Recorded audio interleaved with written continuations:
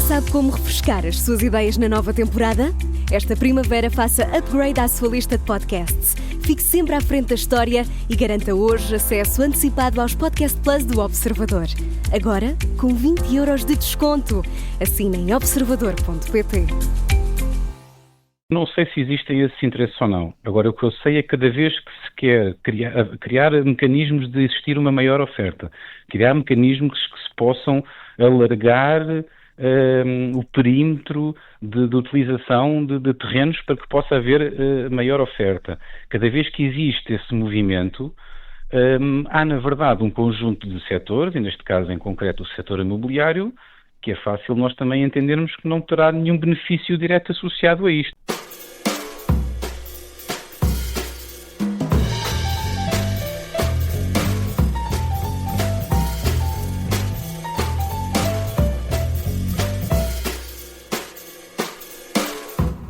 Bem-vindos ao Sofá do Parlamento. O Primeiro-Ministro defendeu-se na semana passada da primeira moção de censura, mas a oposição diz que há ainda perguntas por responder. A par desta discussão sobre a detenção de empresas do ramo imobiliário, a Lei dos Solos continua no Parlamento à espera de mudanças. Hoje recebemos o coordenador do PSD na Comissão de Economia, Obras Públicas e Habitação. Bem-vindo, Gonçalo Lages. O Chega pediu na semana passada o adiamento da votação da Lei dos Solos. Espera uma mudança de posição do partido, que inicialmente até votou a favor e que agora, com todas estas polémicas, vai votar contra? Muito boa tarde, Miguel, a Vanessa e quem nos está a ouvir. Bom, essa pergunta só o Chega conseguirá mesmo responder. Agora, a dúvida que ficou em cima da mesa foi se na semana passada esse adiamento foi ou não um adiamento estratégico. Eu estou convencido que não, porque, na verdade, das conversas que conseguia ter, foi, na verdade, mesmo um problema de falta de tempo e de não terem conseguido ter as decisões que precisavam tomar na altura e, portanto, acredito que não tenha sido feito por um adiamento estratégico, mas a verdade é que ele já está agendado agora para votação e, portanto, agora já não será possível o Chega voltar a pedir o adiamento desse diploma e, portanto, o mesmo, em princípio, será votado. Para salvar esta lei, o PSD aceitou as propostas do PS, como a questão da habitação, custos acessíveis ou o princípio da contiguidade territorial. Com estas mudanças, o ministro Castro Almeida diz que a lei será menos ambiciosa. Ora, tendo em conta tudo isto, a Lei dos Solos justifica os custos políticos que está a ter? Sim, essa é uma excelente pergunta, mas na verdade nós temos que ter sempre iniciativa e não podemos ficar parados, enfim, a olhar para uma parede à espera que as coisas aconteçam. Percebemos que existe uma configuração na Assembleia da República que é difícil, que exige um conjunto de equilíbrios e de negociações, e é isso que nós temos feito. Enfim, temos esforçado bastante nesse desígnio e creio que temos chegado a bom porto e temos implementado já um conjunto de medidas bastante importantes em várias áreas. Nesta área em concreto, deixe-me que lhe diga que mesmo a questão da contiguidade, enfim, já estava de certa forma também aflorada na nossa proposta.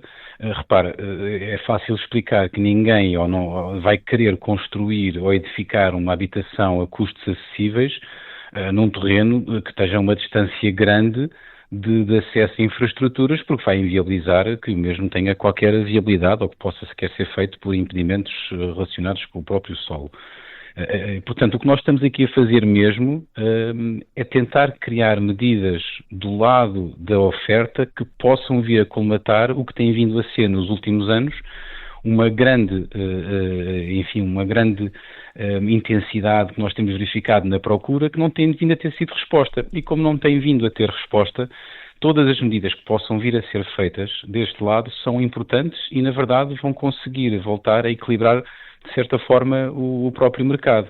Porque se nós pensarmos, nós tivemos sempre investimentos bastante grandes, nomeadamente na saúde, tivemos investimentos muito grandes na educação, até no nosso próprio sistema de pensões, mas a habitação nunca foi verdadeiramente considerada como um pilar essencial do nosso Estado Social. E o que nós estamos aqui a fazer é na verdade, demonstrar que estamos empenhados na resolução deste problema e que este problema só se resolve mesmo se existirem medidas do lado da oferta e medidas do lado da procura. E é isso que nós vamos ter que fazer, não é? Não há volta a dar. O Presidente da República, já depois do veto, hoje mesmo veio insistir que discorda desta lei, diz que tem recebido de resto dúvidas de autarcas sobre a aplicação da lei, porque ninguém quer decidir sobre a utilização de solos a meses das autárquicas. Entende isto, Gonçalo Lages, como um aviso de que a lei pode ser votada em Belém? Não entendo como esse aviso, porque percebo até de certa forma quem tenha mais dúvidas ou algum autarca que seja mais inseguro poderá vir a ter ou vir a adotar esse caminho. Agora, dos vários autarcas que eu tenho falado e que eu conheço, dos autarcas que são seguros das decisões que tomam e que sabem que as estão a tomar para um bem comum, não creio que haja qualquer dúvida, porque repare, eu tenho dito isto várias vezes em vários fóruns. Nós, por vezes, até podemos ter dúvidas em alguns terrenos, em alguns locais, em algumas edificações. Mas neste caso em concreto da Lei dos Solos, não há nenhuma dúvida, porque os terrenos vão ser dos mais transparentes que já houve. Porque todos nós vamos saber qual é o terreno, todos nós vamos saber de quem era o terreno, ou se esse terreno teve transações anteriores, e todos nós sabemos para o fim que se designa esse terreno. Portanto, perante estes 3 pilares, eu creio que estes terrenos vão ser sempre os mais transparentes e os mais escrutinados de todos. E como é que garantem que dá-nos uma confiança adicional. E como é que garantem que esta é uma lei anti-especulação imobiliária, que é sempre, que tem sido a acusação da esquerda? Desde logo, na sua essência, é anti-especulação imobiliária, porque o que nós temos vindo a assistir, no caso, muitas vezes se diz que é uma especulação, a especulação existe quando não há oferta, quando há uma escassez grande de solos e, portanto, é especulativo quando existe um bem que pode ser transacionado de uma forma em que não há oferta ou concorrência ou que não há transparência na sua transação. Ora, o que se passa com estes solos é exatamente o contrário. Nós estamos a tentar criar mais oferta, estamos a tentar criar mais transparência e uma fácil identificação do fim a que se designam. Estes solos não vão poder ter um outro fim que não seja apenas e só habitação a custos acessíveis. E isto é importante que fique esclarecido. Trata-se única e exclusivamente deste desígnio, mais nada. Mas não havia aqui uma intenção de abrir também ao negócio imobiliário quando alteraram a expressão de habitação acessível para custos moderados? Claro, e depois podemos ir aos detalhes dessa questão, porque isso depois tem a ver com uma portaria, tem a ver com o próprio IRU, mas uma coisa é certa, já desde o início sempre teve bastante claro que única e exclusivamente a importância desta lei dos solos será para habitação a custos acessíveis. Podemos chamar também custos controlados, porque desde logo nós podemos começar pela própria configuração do terreno. É fácil de entender que um terreno que seja um terreno rústico não tem o mesmo valor do que um terreno que é hoje em dia classificado como no PDM para construção de habitação. Portanto, desde logo aí estamos a falar de realidades muito, muito diferentes. E que se nós formos ver nos últimos anos, nós temos vindo nas últimas décadas sempre a fazer uma coisa, que é criar mais restrições, criar mais complicações, burocratizar imensa construção, dificultar imensas licenças e os solos que têm tido a possibilidade de construção para fins de habitação têm vindo a ser cada vez menos em todos os municípios. Portanto, isto é um movimento que veio a ser criado de limitação dos perímetros urbanos, foi um movimento que veio a ser criado de alguma forma também para limitar o que foi considerado há uns anos atrás um excesso de construção, mas o que nós percebemos hoje é que o movimento foi exatamente ao contrário, porque hoje deparamos com uma situação em que vemos que os preços dos terrenos que estão à venda são preços absolutamente exorbitantes e, portanto, nós estamos limitados pelos instrumentos de gestão territorial e temos que fazer alguma coisa. Portanto, é nesse sentido que nós temos essa firme convicção de que estes terrenos vão possibilitar que exista habitação a custos mais baixos e isso é, na verdade, o único objetivo desta lei. E estas mudanças à lei dos solos acabam por ficar manchadas com os casos dos últimos dias e, sobretudo, até com o caso do secretário de Estado, Hernani Dias? Sim, repare, eu creio que não, porque acho que o desígnio e o propósito da lei sobrepõe-se a tudo o que possa ser cortinas de fumo ou tudo o que possam ser medidas que foram, enfim, implementadas por outros partidos para tentar desviar as atenções de outras questões. Não tenho dúvidas nenhumas que as questões que foram levantadas foram questões que tentaram, enfim, de alguma forma são as contramedidas que foram implementadas politicamente pelo próprio Chega. O que eu vejo aqui é que, como eu lhe disse, fora essas questões, são questões, enfim, de política, de moções de censura, que tiveram, e bem, o desígnio que todos nós percebemos, a importância da aplicação de uma lei desta natureza sobrepõe-se e é muito maior do que qualquer interesse que possa vir a existir. E depois, quando nós falamos mesmo nessa questão das empresas, torna-se redutor, estarmos a apontar dedos porque alguém teve ou tem ou terá uma empresa, quase que a adivinhar o que é que cada um vai ou não vai fazer quando ninguém fez rigorosamente nada e, portanto, nós estamos a falar que ninguém cometeu nenhuma ilegalidade, ninguém cometeu ou se aproveitou de qualquer lei, pelo simples facto, desde logo, que qualquer um de nós, individualmente e particularmente, pode adquirir, comprar ou pode vender terrenos e pode ter qualquer transação imobiliária sem necessitar de nenhuma empresa sequer, não é? Portanto, é uma questão que eu creio que não fará qualquer sentido a partir do momento, como eu disse há pouco, que todos estes terrenos vão ser mais transparentes do que todos vamos saber de quem são, todos vamos saber de quem eram e todos sabemos para que fim se destinam. E aí não vai haver volta a dar, não é? No debate da moção de censura, o Primeiro-Ministro falou de ataques estranhos e violentos de que tem sido alvo. Acredita que existem interesses imobiliários a prejudicar o debate sobre a lei dos solos? Isso é uma excelente pergunta. Eu não sei se existem esses interesses ou não. Agora, o que eu sei é que cada vez que se quer criar mecanismos de existir uma maior oferta, criar mecanismos que se possam alargar o perímetro de utilização de terrenos para que possa haver maior oferta. Cada vez que existe esse movimento, há, na verdade, um conjunto de setores, e neste caso, em concreto, o setor imobiliário, que é fácil nós também entendermos que não terá nenhum benefício direto associado a isto, não é? Ou seja, se eu, imaginemos, por aqui um caso, se eu tivesse um conjunto de terrenos ou de projetos a construir em determinados sítios, com a própria lei dos solos, é provável que os meus terrenos venham a valer menos e é provável que as minhas construções também venham a valer menos. Agora, tudo o que seja nós, enfim, colocarmos isto no papel, acho que é um abuso, porque estamos a fazer suposições, não é? Eu diria em termos teóricos. Agora, não tenho evidência nenhuma concreta do que me diz possa estar a ser aplicado ou não, mas se tiver a ser aplicado é bom sinal porque quer dizer que estamos a mexer exatamente onde devemos estar a mexer, que é nesses interesses imobiliários que não estão a permitir neste momento que as nossas famílias consigam obter uma habitação condigna a preços acessíveis. Castro Almeida optou por vender a empresa imobiliária que tinha, Rita Alarcão Júdice decidiu não o fazer. Tendo existido aqui duas reações diferentes, quem é que agiu bem nesta matéria?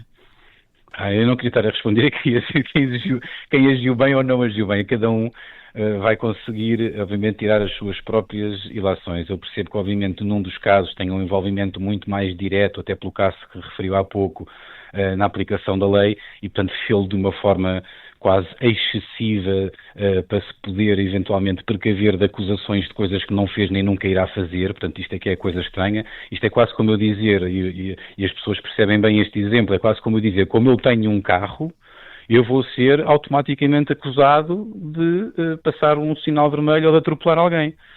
E isto não é verdade. Eu tenho o carro e posso perfeitamente andar com o carro durante décadas sem nunca passar um sinal vermelho, não é? Nós não podemos dizer que uma pessoa, porque tem uma empresa, e depois já agora, porque tem um dos cais imobiliário, quer dizer que vai comprar um terreno rústico, quer dizer que vai vender um terreno rústico, quer dizer que vai edificar um terreno rústico. Repare, no limite, nós estamos quase a acusar de uma forma anterior a qualquer acontecimento que poderá vir a acontecer. E isso não faz qualquer sentido. Até como eu disse há pouco, e é importante que fique dito, mesmo que o fizesse, seria automaticamente identificado, porque todos estes terrenos vão estar identificados um a um de quem são ou de quem eram e o fim para que são. E aí não vale a pena nós especularmos a dizer que uma pessoa poderá, mais tarde, ou poderá vir a beneficiar do que quer que seja, até como eu disse há pouco, qualquer um de nós a nível particular, individual, pode comprar ou vender terrenos sem necessidade de empresas. Não é? Nessa linha de raciocínio, um deputado com participações em empresas imobiliárias também não fica condicionado a votar esta lei ou outras relacionadas com a habitação? Repare, a nível particular, e nesse caso que me está a dizer, eu creio que sim. Eu se estivesse nessa situação, teria um cuidado adicional e faria uma declaração de interesses e não faria essa votação. E, sobretudo, se tivesse terrenos rústicos. Porque, por acaso, agora deixe-me diga que até tenho um.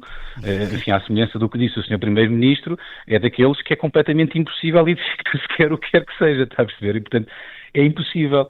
Agora, cada um de nós é que tem na sua consciência que fazer uma análise e perceber se tem ou não tem alguma situação que possa vir a beneficiar em concreto desta lei.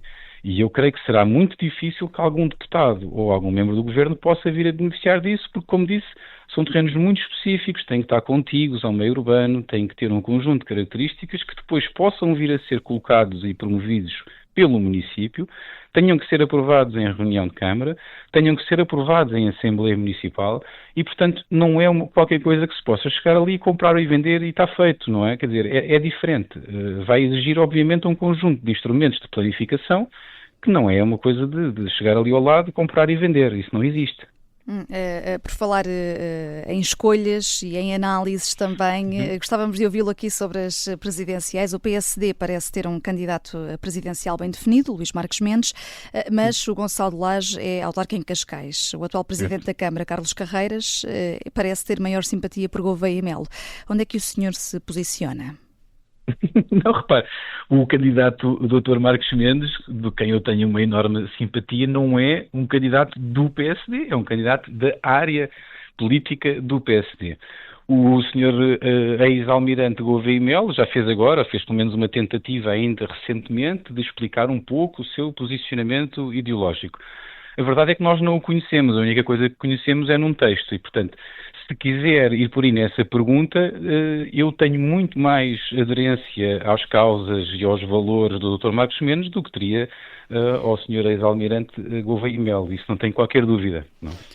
Imaginando que Marques Mendes fica pelo caminho numa primeira volta, há condições que podem permitir ao PSD apoiar Gouveia e Melo?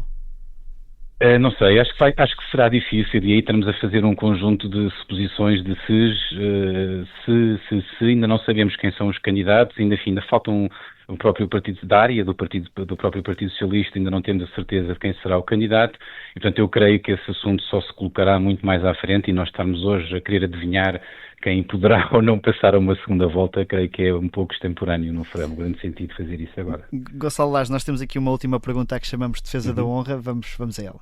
Cada palavra para que efeito? Para a defesa da honra, Sr. Presidente.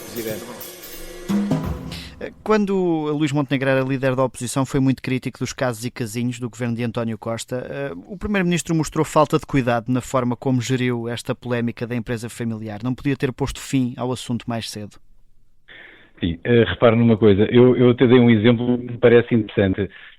Este é quase como um exemplo que nós vamos fazer esta tal futurologia, mas se nós chegássemos há uns anos atrás dizendo assim, bom, o Dr. Luís Montenegro na altura não era presidente do PSD, nem sequer candidato a primeiro-ministro, e portanto já estaria a pensar na altura em criar uma empresa, porque depois poderia ser candidato a presidente do PSD e ganhava as eleições, não é? Depois o governo do Dr. António Costa, que estava a governar com maioria absoluta, iria cair, e portanto ele já sabia que depois de caindo iria se candidatar a primeiro-ministro, ganhava também as eleições e depois iria aprovar uma lei dos solos para poder beneficiar desse aspecto. Portanto, repare, este exercício, enfim, não faz qualquer sentido e as explicações que foram dadas pelo Dr. Luís Montenegro na Assembleia da República ainda na passada sexta-feira foram clarinhas. Eu devo dizer que até hoje não me lembro de nenhum primeiro-ministro alguma vez ter feito uma explicação tão detalhada e tão transparente de toda a sua vida, de todos os seus rendimentos. Eu tenho sentido, de certa forma, na Assembleia, constrangido, quando o Sr. Primeiro-Ministro fez circular um papel dos últimos 15 anos dos rendimentos de toda a sua família.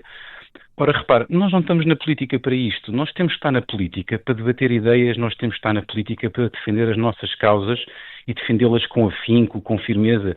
Mas não podemos estar na política para entrarmos numa devassa da vida privada de uma forma que é absolutamente inadmissível. E, portanto, eu creio que depois das explicações, aliás, como o Dr. Luís Montenegro referiu e bem, creio que a partir de hoje não haverá ninguém que seja pelo menos tão transparente como o Dr. Luís Montenegro foi na passada sexta-feira. Gonçalo Lage, obrigado pela disponibilidade para se juntar a nós e ao Sofá do Muito Parlamento. obrigado. Eu sou o Miguel Viterbo Dias, comigo esteve também a Vanessa Cruz.